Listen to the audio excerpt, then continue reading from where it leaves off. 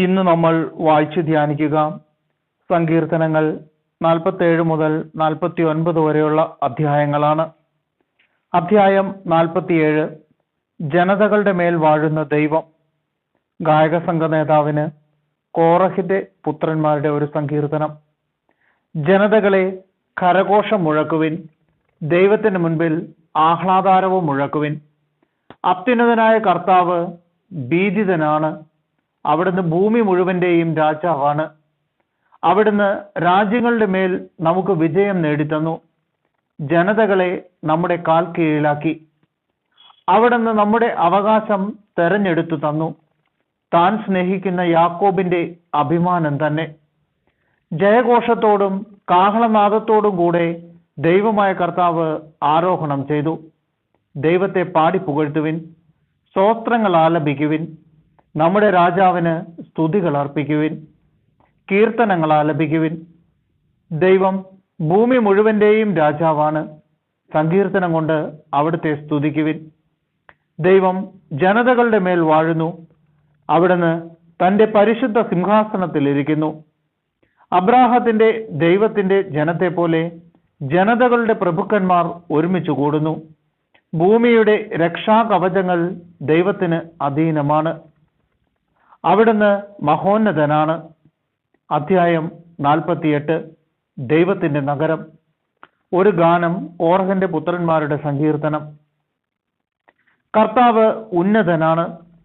നമ്മുടെ ദൈവത്തിന്റെ നഗരത്തിൽ അത്യന്തം സുത്യർഹനുമാണ്.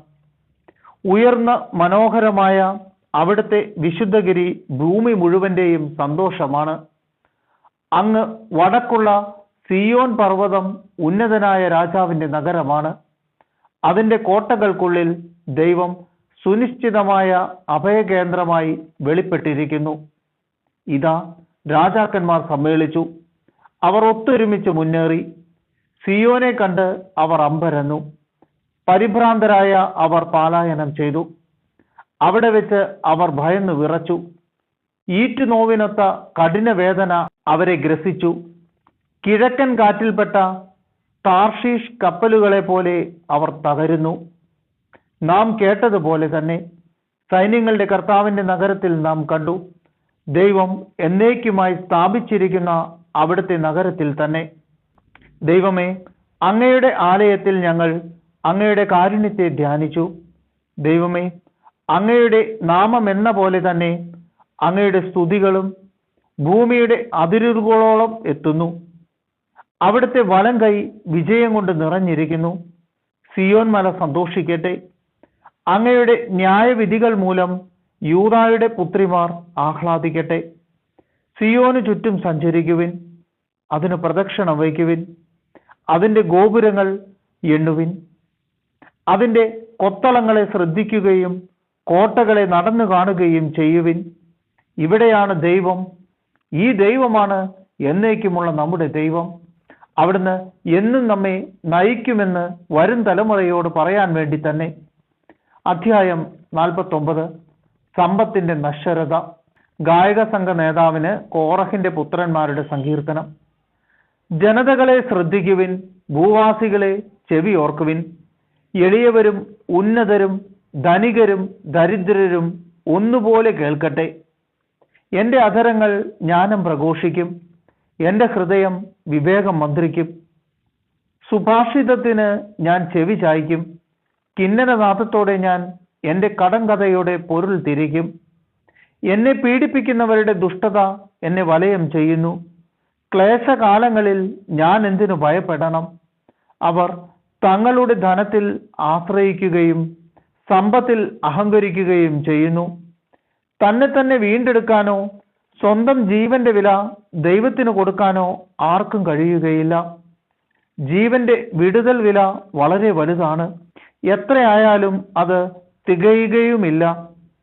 എന്നേക്കും ജീവിക്കാനോ പാതാളം കാണാതിരിക്കാനോ കഴിയുന്നതെങ്ങനെ?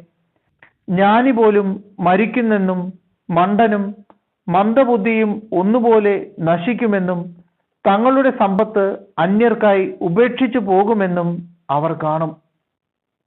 ദേശങ്ങൾ സ്വന്തമെന്ന് അവകാശപ്പെട്ടെങ്കിലും ശവകുടീരങ്ങളായിരിക്കും അവരുടെ നിത്യവസതി. തലമുറകളോളം അവരുടെ വാസസ്ഥാനം.